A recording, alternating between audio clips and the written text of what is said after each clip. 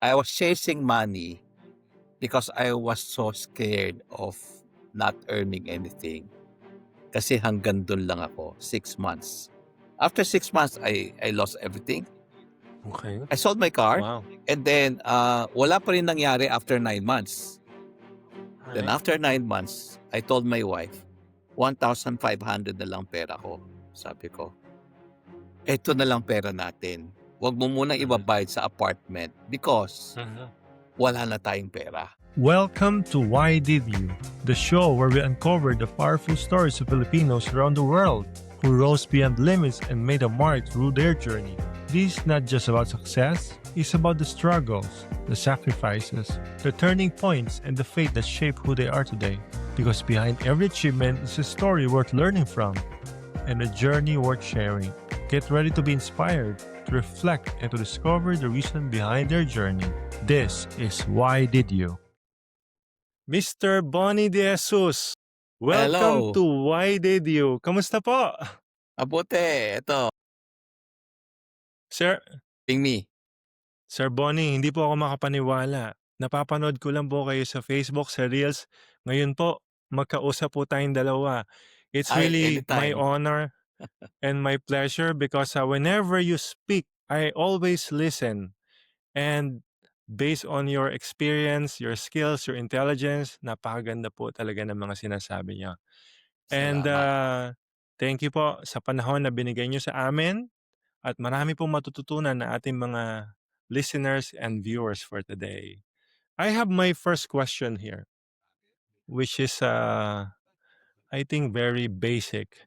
You've helped so many people achieve financial stability and purpose. But before all this, what was life like growing up, and what values shape who you are today? Okay. Good question. I want to help people establish themselves financially. It's because I have experience not having stability myself, but ultimately I somehow saw the how to get there. Mhm. So I want to help people. So ako, I was not raised in a rich family. Mhm. We were seven siblings, second ako. 7. And I'm already 75 years old. So Oh, you look we live in the days young. na You don't may look your age. karipela pa, we live in those days. I studied in a public school, no? Mhm. So I can remember during those times, no, na hirap din kami. May asthma pa ako, palagi akong may sakit, no? And then my parents cannot even buy me a new bag, yung school bag ko. And then yung sapatos ko, natatandaan ko, they will buy me shoes every December lang kasi that's the time when my dad, who is employed, gets his bonus. No? So that's the kind of life that I lived in. And I realize now that's part of my experience naging useful sa akin. Mhm. Because I learned the value of discipline, frugality, no? Yung mga tinuturo ko That's ngayon important, actually yeah. galing doon. Sir So I learned Bonnie, a if lot. I may ask, saan po kayo originally? Where did you grow up? Grew up Where in did you grow Pasay up? City. You grew up in Pasay Pasay. City. Okay. Yeah, So it's Manila, in Metro Manila. Manila, Pasay City. So, yung lugar nga namin palaging binabaha. So, that was the kind of environment I grew up in. Mhm. Small house, no, small budget. But then I saw my dad working hard, and then eventually na-promote siya, and we were able to buy a new house, no. So nakita ko Mhm. yung value ng hard work through my parents. Yes. And whenever I complain, my mom would always tell me, if there is a will, there's a way. Up to now, I can Correct, still correct. remember what my mom said. If there's a will, there's a way. She would tell Mhm. me, and true enough, no. If I want something, there is always a way to get there, right? So I finished chemical engineering in college Okay. because that's what my dad taught me.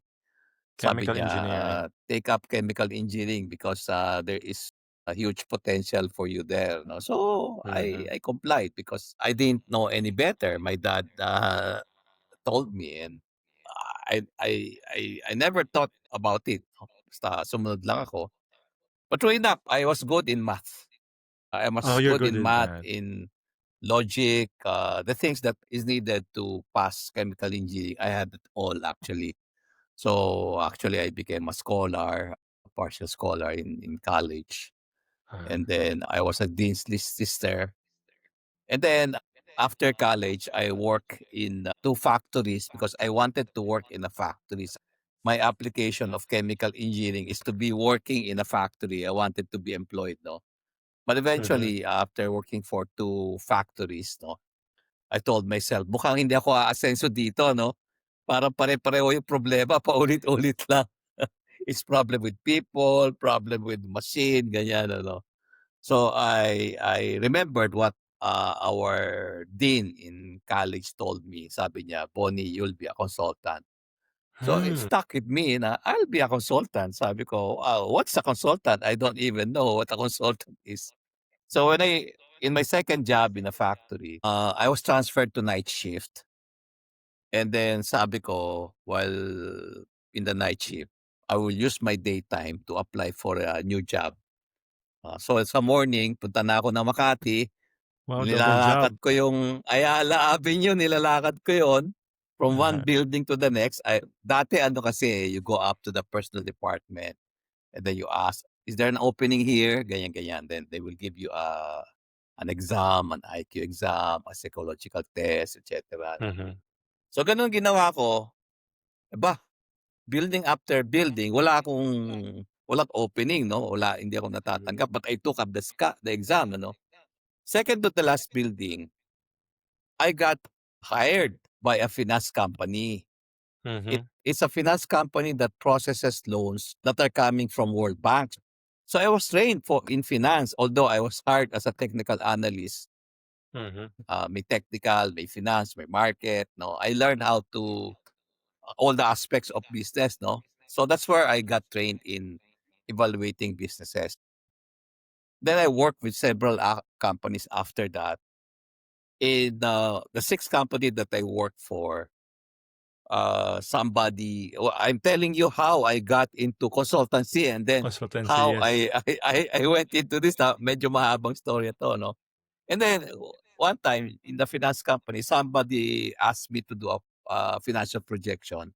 Sabi niya, Mhm. bayaran kita ng 3,000 pesos Mhm. because I have a client and he said, sideline ko to, I'll pay you 3,000. So I did it. Wala pang computer noon, columnar pad, ganyan. Wow. Alam na. Lapis, calculator, eraser. Ah, I gave it to him after 3 nights working on it up to 3 o'clock in the morning. I earned 3,000 pesos. For me, easy. that is the first time I realized na may pera pala sa sideline. Consultancy. And I also notice, Sir Bonnie, very seldom I heard Filipino that has 2 jobs. Normally, Philippine culture, one job, 8 to 5, that's it. Pero That's when you it. told me a while ago, when you have the night shift and then in the morning you're working pa as an na No, naghahanap actually, kayo. I was transferred to the night shift. It was Mhm. one job in that factory I work in. Okay, okay. There's a daytime shift and then there's a night shift. Ah, So I was transferred to the night shift and then I used my daytime to apply for jobs because okay. I was getting bored in that job. Oo nga. Nakita mo 'di ba, yung balik po muna akong konti dun sa professor ninyo na sabi na yung vision niya sa inyo is consultancy because Yes. he saw something in you, your He saw talent. something. Especially yung analysis skills which is very difficult na makita sa isang tao. Yes, People yes, could think, but to analyze things with the facts given in front of you is so yes, difficult to decide. yes, Because yes, it's a two-route thing. Either it's always yes or no, and then from yes, yes, what steps that you have to do, or if no, what yes, steps you have to take. So yes, nakita ng professor agad. So whoever is the professor, thank you very much, sir. At yes. He passed nakita niyo agad kay already. Sir Bonnie.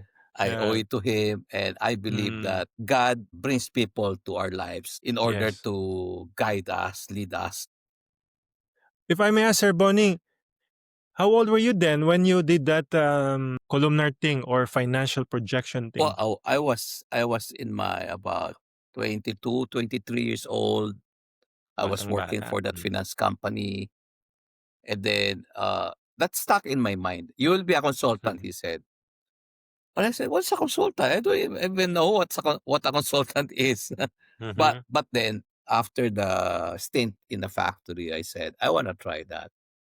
Mhm. So without any knowledge about consultancy, I I walk in the streets of Ayala looking for a company that will accept me. And true enough, no, that finance company prepared me for consultancy.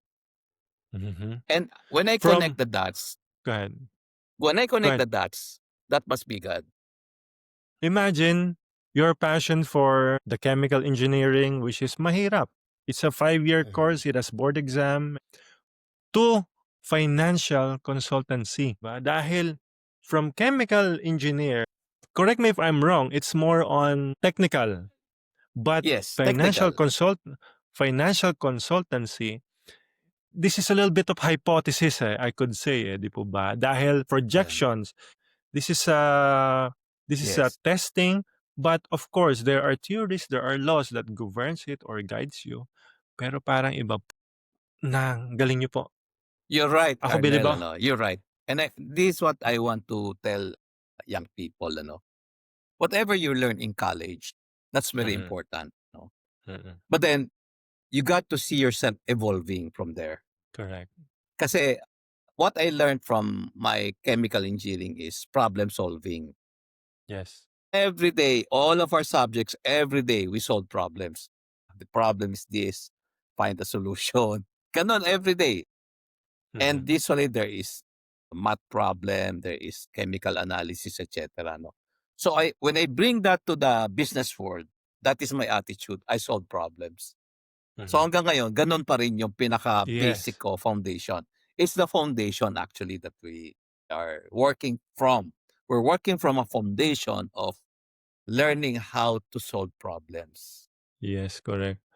And you have your own formula, you have your own steps already, I'm sure, that you Yes, yes, establish.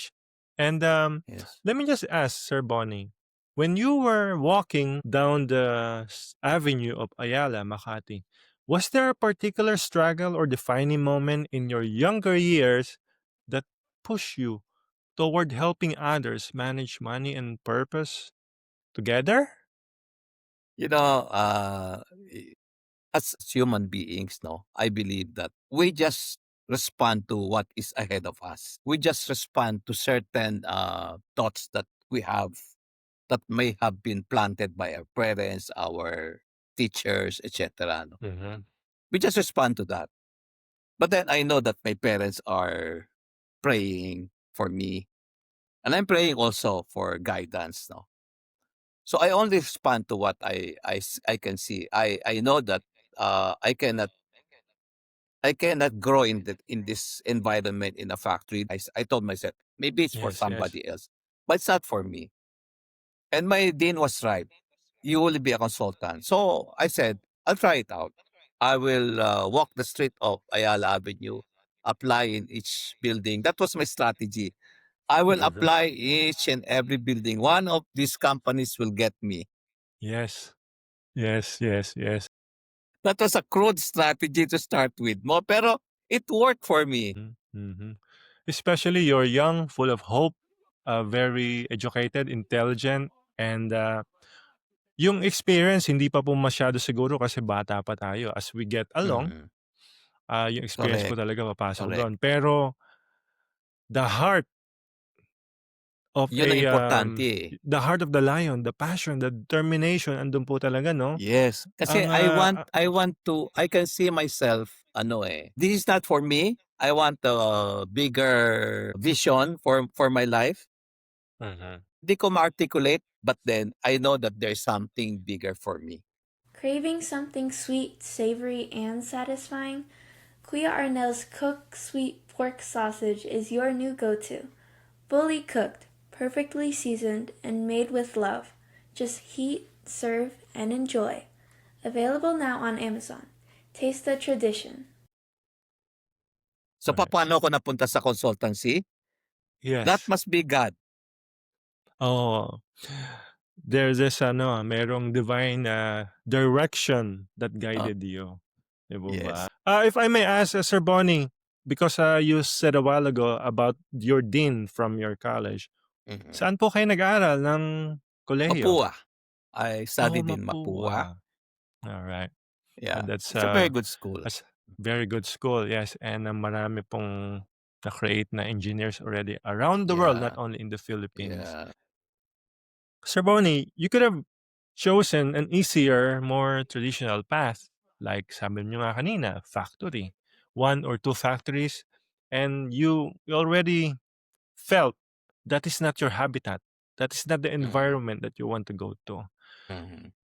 Yet, yung financial mentoring and faith-driven leadership, what made you that route? Why did you do it? I didn't plan it. Okay. After working in a finance company, I worked for 3 more companies. Mhm. And then, while working for those 3 more companies, one after another guy approached me from that financing company, and then he said, "Can you do me a project study? I'll pay you 20,000 pesos." And I Wow. did.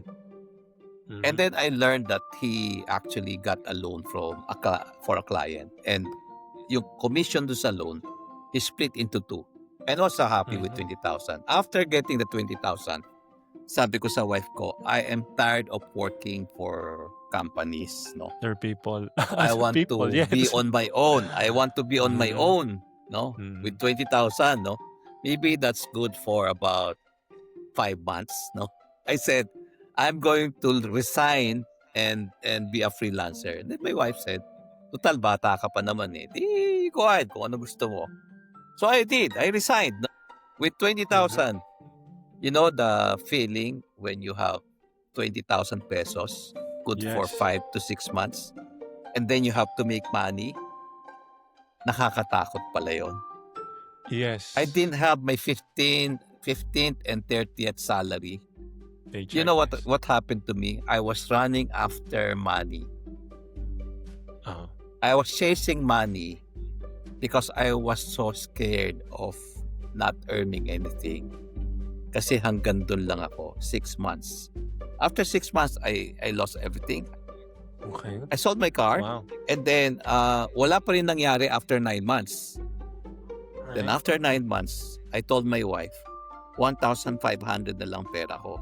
Sabi ko, eto na lang pera natin. Huwag mo munang ibabayad sa apartment because Mhm. wala na tayong pera. I was really down. Wala talaga. Mhm. So, I didn't know what to do. Suddenly, out of the blue, a former office mate of mine in the financing company called me up Mhm. and he said, Bonnie, let's talk. This guy, again, this is very prophetic. Mhm. That time when I was in the finance company, both of us resigned at almost at the same time. Alright. Sabi niya sa akin, Bonnie, magtatayo ako ng kumpanya. Pagka kumita ako at lumaki yung kumpanya ko, kukunin kita, sabi niya. Mhm. Pagka nalugi ako, babalik ako sa employment. That was, 7 years before when I was in the finance company. Time passed, 7 Mhm. years. On that 7th year, when I was down, wala na akong pera, binenta ko na yung kotse ko, tinawagan niya ako. Sabi niya, gagawin kitang presidente ng kumpanya ko. Payag ka. Wow. Wala na akong choice. Wala na akong choice. Bagong kumpanya, sabi niya. Wala na akong choice. Sabi ko, wala akong kotse eh. Mhm. Bibigyan kita ng kotse, sabi niya. Binigyan ako ng brand new car. Then I spent my next 3 years in that company. 3 years, ha? On It the may third sound year, Go on the ahead po. third year, nagkaroon ng crisis. Ninoy Aquino was shot. Nag-open Okay. up yung market for me, for my freelancing, to arrange loans for clients. Kasi tumaas ang interest rate, but I can do project study and they can avail of lower interest rates. Interesting. The clients came knocking at my door. That was my chance. I told my boss, sabi ko, Mhm. total nagre-retrench ka, i-retrench mo na ako. Sige, Mhm. sabi niya. Akin na lang yung kotse, sabi ko. Sige, go. I went out and I started doing my freelancing. Consulting. It sounds strange, Sir Bonnie, no? Yung the time na you were telling a while ago na you only have 1,500. Wag mo na ibayad sa apartment. Tapos biglang may nag-open na Correct. isang kaibigan, binalikan ka, Mhm. mag-open ng company. And to think, presidente yung position agad na ibinigay sa'yo. Oo. You're going to steer the entire company with your talent, with your skills, with your experience. I don't want to say hindi to aksidente. This is part Mm. of your journey. You are destined. That is your fate doon Mm. sa posisyon na yon, di po ba? And Tama. then, the interest rate went up. Sinabi ko ito sa isang interview natin, yung may-ari ng Little Manila, which is in Hawaii, na marami muna tayong pagdadaanan na trabaho or experiences, but we always end up to the final destination, which is yun pong Exactly. sa inyo, di ba Exactly. ba? Ah, maraming, it's like a book. Different chapters, Correct. different people, different location, different Correct. areas. Correct. And then, we're going to end up dun sa gusto po natin. Napakaganda po ng Correct. istorya, Sir Bonnie. Correct. Ano pong sabi ng wife nyo about yung consulting company na nagsimula na after yung presidency nyo sa company? With the car, Eh, with a aba, bonus car. iba na kasi, iba na. Opo. Clients were lining up. Mhm. They were knocking on my doors, telling me, because the Mhm. interest rates were 30% and above. But I can get, because I know how to do the project study, I can get interest rate at 18%. Mababa during that time.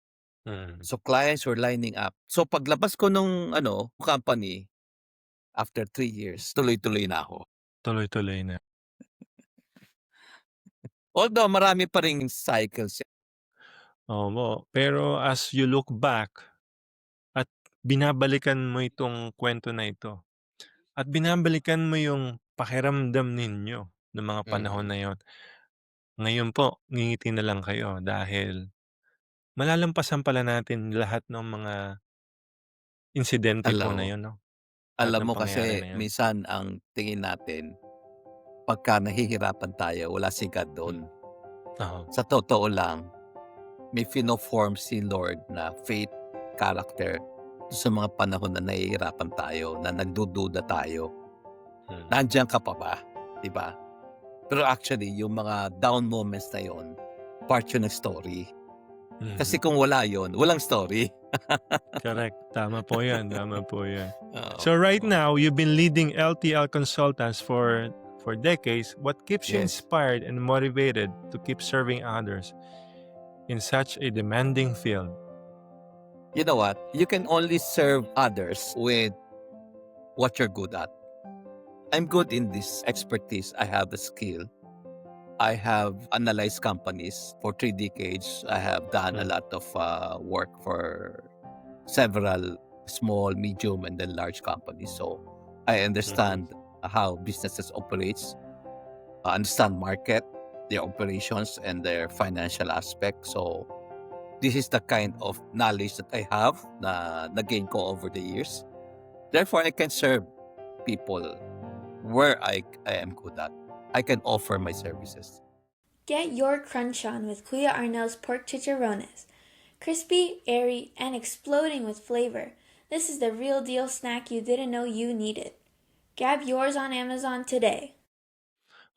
Let's talk about Kapayaman po, which is very famous in the Philippines.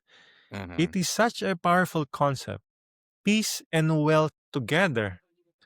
How did this idea come to life, and how has it changed the way you teach financial freedom? Mhm. Ito 'no, kasi, I've been a business consultant for more than 3 decades 'no, and Yes, yes, yes. the story is this 'no, I am member of a church in Green Hills 'no. The pastor told me, "Bonnie, can you form a business group?" Mhm, I didn't know how to organize a business group, but I did, together with my wife. It was a small group 'no, we talk about, business matters.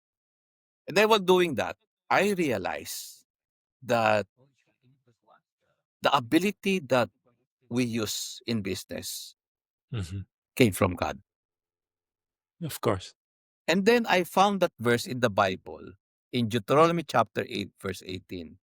It says, "But remember the Lord your God, for it is He who gives you the ability to create wealth, and so confirm His covenant with your forefathers as it is today." That was the verse that God gave to Moses, and Moses told the Israelites before they entered the promised land. And that verse, for me,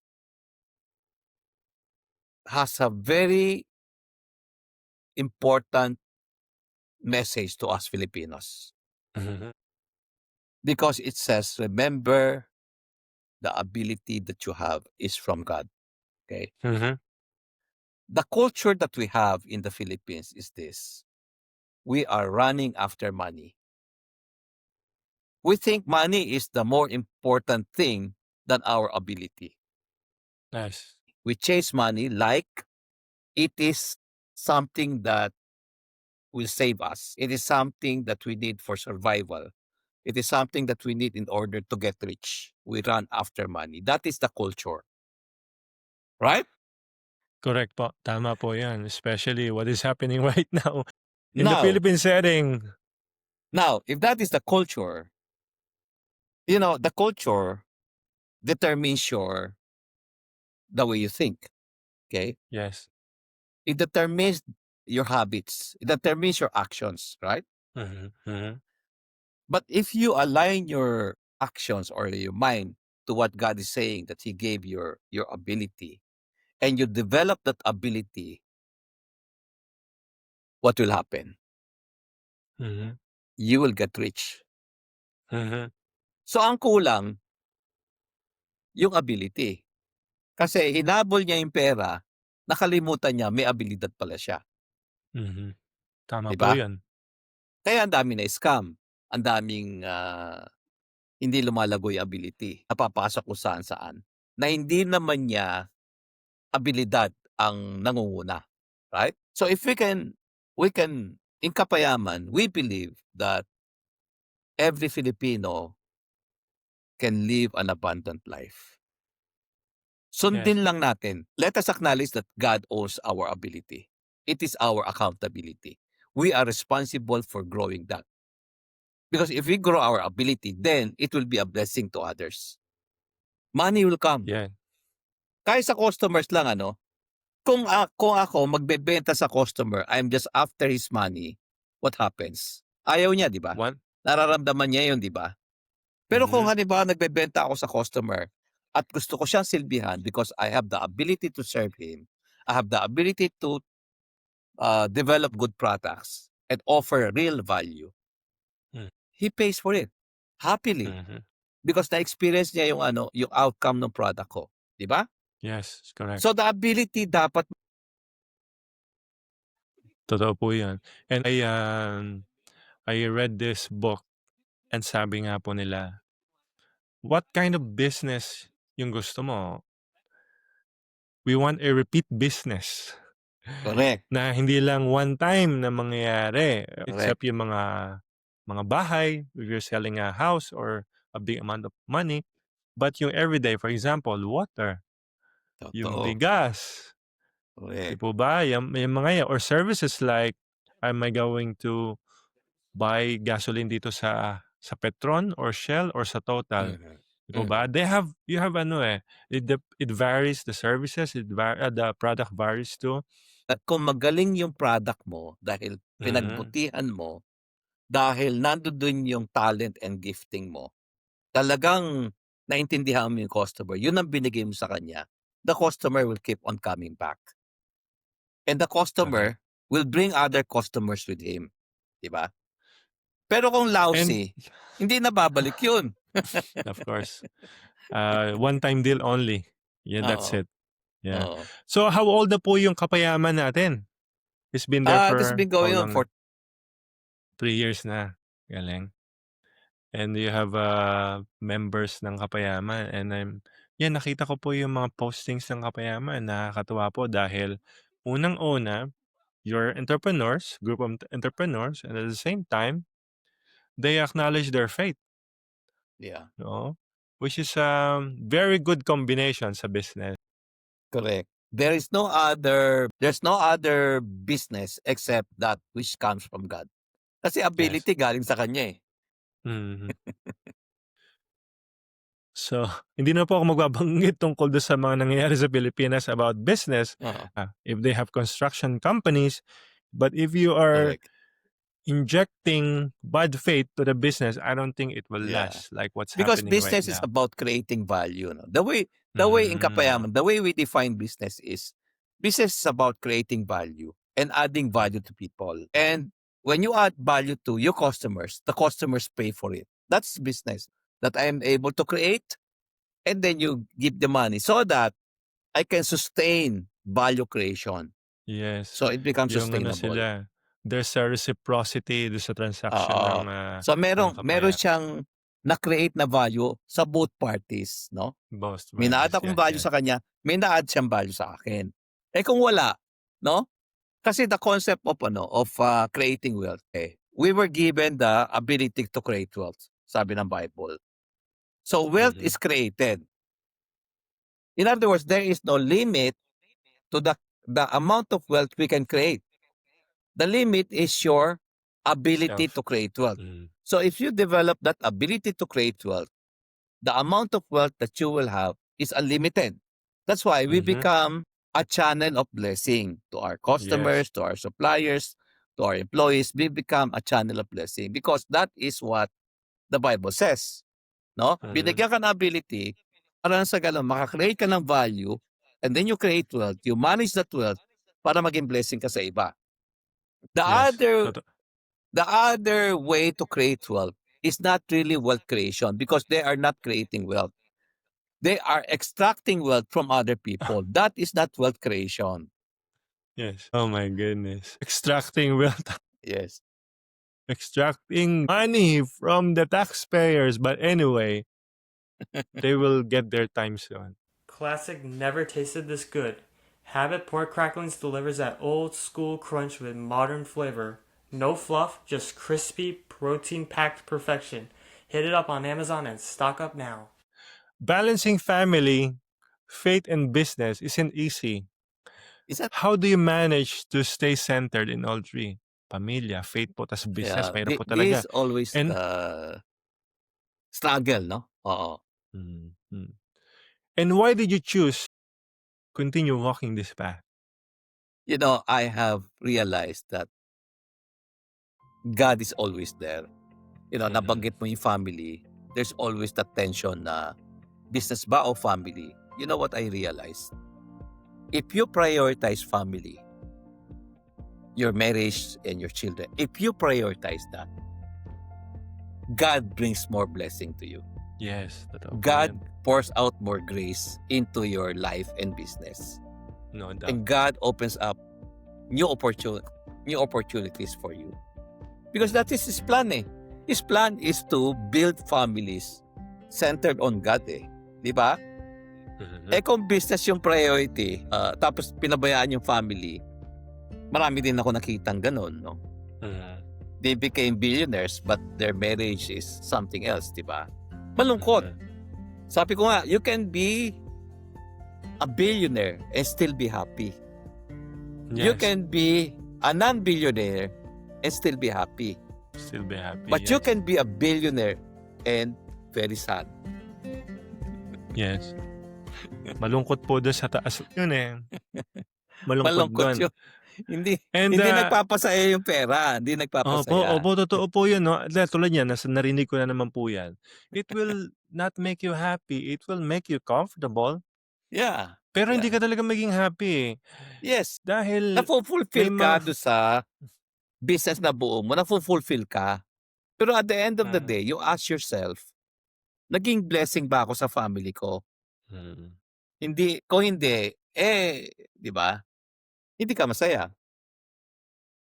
Narinig ko na naman po, natutuwa po ako dahil, tulad niyo kanina sabi niyo, when I started the business, meron naman po akong trabaho, eh. I Mm, was working as a nurse, then I started the business. mm. Hindi Yeah, po talaga ako nag-focus dun sa money hunting mm, dahil I want to create good products and, yes. dun po talaga nagsimula. 'Pag Yeah, hinabol niyo po ng hinabol yung pera 'no, mahirap, ang ganda chasing ng money. istorya mo 'no, in fact, we posted that in our website in Kapayaman ano. Ganda ng Thank you po, sir. Salamat po. Kasi ngayon narinig ko na naman. Minsan naisip ko po yung si billionaire Bill mm, Gates. mm, Sa isip ko nung nagsisimula siya, siyempre mm, ano, eh, hindi naman siya galing sa mahirap na pamilya, eh, mayaman din sila, eh. mm, But he started a company, he founded a company hanggang mm, sa lumaki. mm, Ngayon lumaki na po yung company. Parang pagkatapos mong makaipon ng gano'ng karaming pera, you're going to start donating it, 'di mm, po ba? mm, Bakit? Hindi na siya happy ng maraming pera, eh, para "Anin ko pa 'to?" And yung the time that, lahat po tayo, yung parang time yung the equalizer, eh. mm, 'Di po ba? mm. Kaya tama po yung sinabi niya, it will not make you happy. Kasi yung pera hindi mo naman madadala, Hmm, oo, 'di ba? kaya ano, kaya enjoyin sa Ang galing sa totoo nun mabuting purpose siya, pamamaraan. purpose. Anong purpose, 'di ba? Anong Mm, purpose kung bakit ka nag-create ng wealth? Anong purpose? mm. Yun ang tanong, eh. Crunchy, bold, irresistible. Habit crispy fried chicken skins brings the heat with real chicken and serious flavor. Low carb, high crunch. Snack smarter, snack habit. Find it now on Amazon. Sir Bonnie, let's look into the future now. Mhm. So what's next for Kapayaman and Sir Bonnie De Jesus?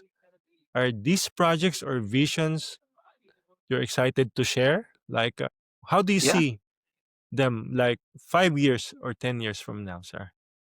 I believe that ano, we are carrying an important message for the Filipinos. And Kapayaman basically is, becoming like a school for entrepreneurs.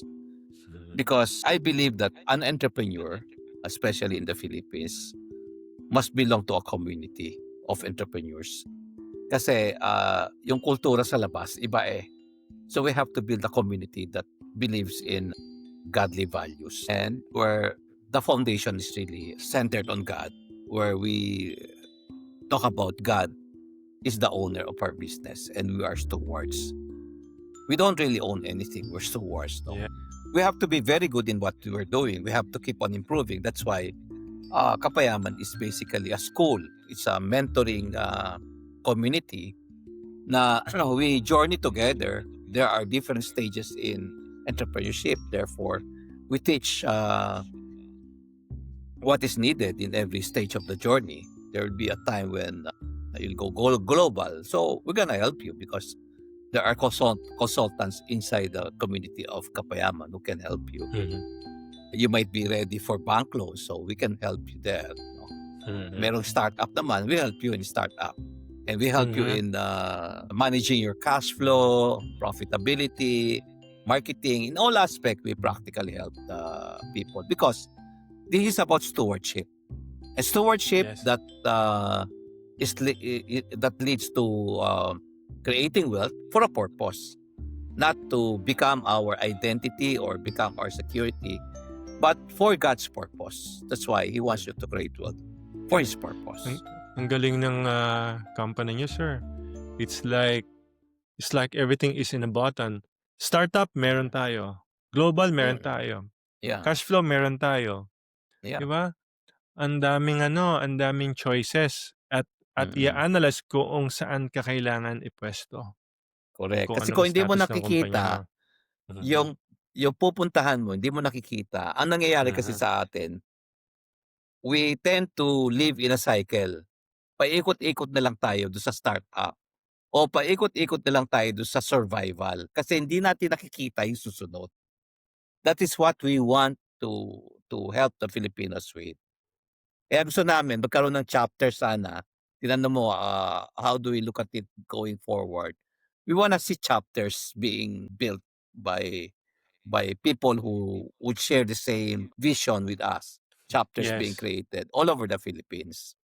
Mhm. Yes. You've mentored so many individuals now.